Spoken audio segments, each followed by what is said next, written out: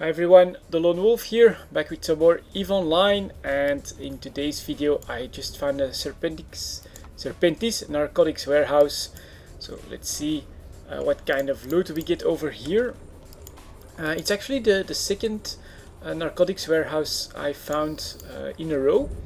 So let me just take care of a few of the frigates to leave some wrecks for anyone else that might find a site, so that they don't decide to go after my loot. And in the previous one, this is what I found. So just a Corelli 8-type EM plating worth 1.2 million, nothing special. An overseer effects and one microcircuit. So really not anything special. Oh, we also a 9-tier overseer worth 2 million. But yes, you're not lucky on all of them. Still, I am pretty lucky in the fact that I just found a second one, obviously. So let's see how quickly I can do this. And because I actually don't think I've done a narcotics warehouse since the changes to the Ishtar came around with a better tracking. So let's see how that works out. I think I'll start recalling them because we are approaching that gate. And this should leave enough rigs out there for anyone else that warps in the site to decide that, well, whoever's been here has the pass key and is way ahead of me. Oh, no, hold on. What the hell? Why are my guards out here? Ah, Jesus, that's actually pretty bad. I'm gonna have to go back and pick them up. So I thought I'd used my my small drones here. That's actually the second time that I misclick on my drones.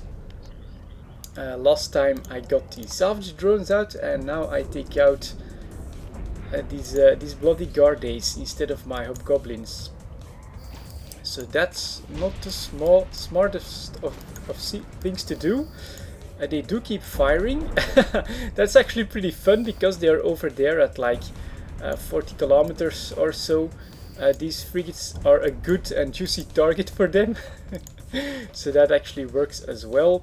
Let's approach that one and then put them all on return, and let's see if I can pick them up here smoothly. And let's hope that this doesn't cost me a lot of well, the site basically, if someone else would warp in right now, they would end up at the same position I am. So come on, hurry up. 13 kilometers, 12 kilometers. That's the one disadvantage, is that the Ishtar is decently slow, so I do hope that the SOE cruiser will make up for the slowness. That could actually really help for all of these combat sites. So let's see if I approach and everyone is on board. So back to the gate we go. And that's actually gonna be a costly mistake. Gonna cost me at least 5 minutes. And this is the second time. And the reason for this, I do have an excuse, is because I have more room in the Ishtar. If I'm not mistaken, it's actually skill based. So you have, let me see. Oh no, it used to be that you get more room for drones the higher your heavy assault cruiser skill was. This has been replaced now with sentry drone optimal range and tracking speed, and in order to in order to basically balance this, they've just put the drone bay on maximum on every single Ishtar. So I all of a sudden have had more room for extra drones, so I decided to take 5 salvage drones and 5 extra small drones. And of course the salvage drones have actually taken the position of my sentry drones in my setup, and the small ones have been bumped down one. So basically when I took out my salvage drones instead of my sentry drones, that was just an old reflex of screen position, and the exact same thing happened here, where I was my muscle memory told me I was right on the small drones, but in fact I was on the sentry drones. So there you go. This is the danger of becoming a habitual user of a single ship. Like, I've really been focusing on the Ishtar during the entire summer, and yeah, muscle memory and bad habits do tend to build up that way. But here we go, second room, still haven't really seen anyone else here. And this time I do want to get the sentries out. So let's do that and start targeting some frigates. And then we will give them individual firing orders. So go, go, and a couple more spawn in at 25. So here we go. Engage targets. And my guard days will probably do a decent job, I think, once they are aligned. There you go, that's a good hit. And that's a lot of misses, but here they go slowly. They're starting to warm up. And that's one down, and that's two down. So let's start doing some extra targeting, and then just start dividing the guard days up. And here we go. That's of course what I really like about the drones. They will actually start targeting their own frigates without me even having chosen them. And so they go right back into fighting, and so stuff tends to blow up quite fast. So that's good. And then every time I do manage to target a couple, I can just give individual orders, and it'll go pretty fast like this. And I do think you can tell that the enhanced tracking of sentry drones helps quite a lot against the frigates here, because they're doing quite well. And engage again. You're next. And let's give you an order as well. There we go, 5 drones, 5 frigates. They are pretty far away, but as you can see, even at 47 they do get hit. So just allow them to approach a little bit, and then it'll work out quite fine. I'm a little bit afraid that they are going to start automatically firing at the cruiser, because I do want to keep an eye on him for his wreck, for Tech 2 salvage. So here we go. Let's start targeting him. Maybe I'll take care of the tower there as well. Engage. And boom goes the frigate. Next one down as well. Let's see if we can hit this Serpentis Point defense battery at 50 kilometers. There you go, perfect hit. 833. One of them hit it for 833. That's quite a lot. And here we go. The Serpentis Chief of Security. 2 volleys, 3 volleys, and he is down. So I can start targeting that. Recall my sentries and go for scooping. Another small advantage, of course, I do have 5 salvage drones here as well, so I can just tell them to go after that wreck, which potentially has Tech 2 salvage, and so that's once again a little bit of time gained if they manage to do the salvaging in the meantime. So here we go. Let's head for this wreck and hope for some good stuff.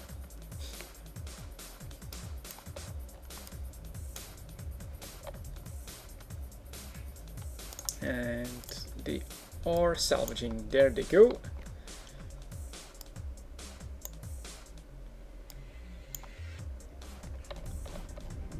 And it is done. So one of them is returning with something. So let's see 5.3 if that goes up. Now my approach command is of course gone. 4 metal scraps. Not what I would want, but whatever. At least we gave it a chance. And then we have cargo container. That's what I want.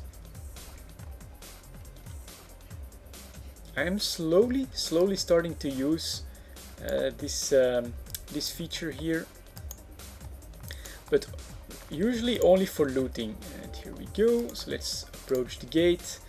That's another 7 tier. Nothing really great. 600,000 ISK. Let's move on to the second room then.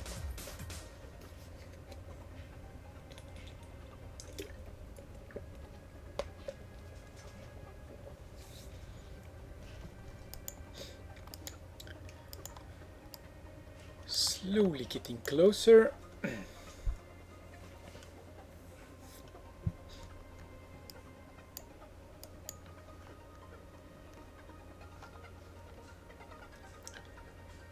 Maybe deactivate my afterburner just in case I get a little bit of extra speed out of that. Yep, there you go. It'll actually keep you in the warp range more easily. But I am underway. Here we go. Room 3.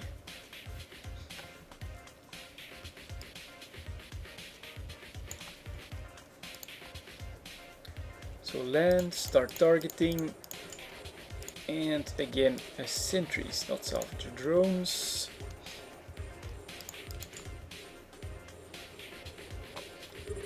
Couple sentry guns, but that'll be pretty quick, like that. And while they're on the second one, I can actually start giving individual orders already. So engage.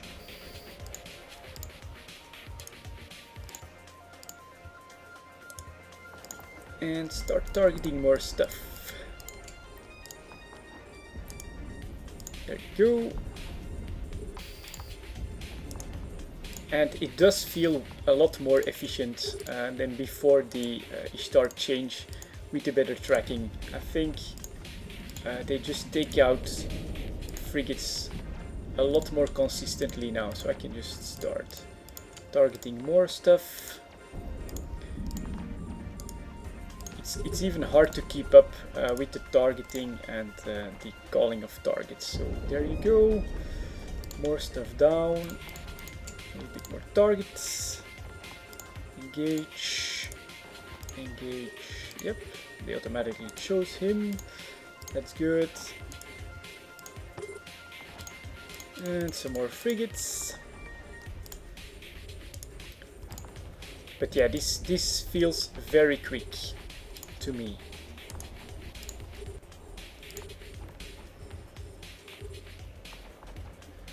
Boom, boom, boom. Bye. Start targeting the cruiser once again.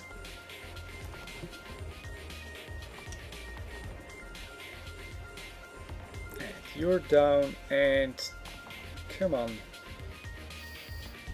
There we go. Targets. The wreck, start approaching that with the afterburner and again with the salvage drones. I think that was pretty fast for what can actually be a pretty annoying room full of frigates. And it's not on every narcotics warehouse that I can actually manage to get all of them down with just the sentry drones, especially before the change. They would tend to come within 10 kilometers of my ship, and then my sentry drones would be useful, needing to switch again, costing me some more time. But this worked out pretty good. Let's see if they can get the salvage for this one. So we are now at 5.9 kilometers, and that's a nothing because none of them have a return order. So we are still at 5.9 million for 2 narcotics warehouses, and this is, well, another 1 million from the overseer effects, and then the final room where we have a good chance for some faction stuff. So go full speed if you please. Creodron Ishtar.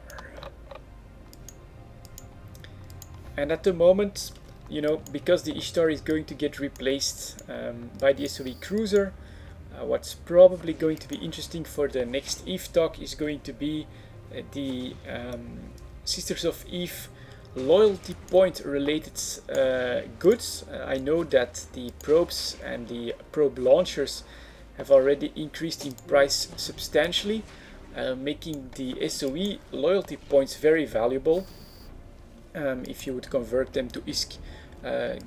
Depending on the prices of those goods, and yeah, it's going to be quite interesting. On top of that, so many people have been doing missions in Osmon that CCP has upgraded 2 more SOE high-sec agents to level 4 security agents for the Sisters of Eve, so that they could actually give the Osmon node a little bit of rest. So a lot of people are expecting these cruisers to be extremely expensive at first, But on the other hand, keep in mind it's a lot of people grinding a lot of LP, and they all want to bring those cruisers and frigates to the market first. So I actually think it could settle down decently quickly. And here we go, Serpentis supply strongholds, getting extremely good hits, and in fact, you know, almost 300 to 400 on every single volley from a single guard day 2. Whereas before the tracking change and optimal change, there were actually misses amongst these shots. But now you can see full 5 hits every single time, highs of 533 here.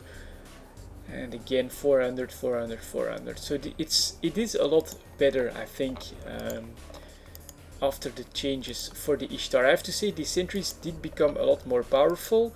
And I don't actually think that the SOE Cruiser has the exact same bonuses.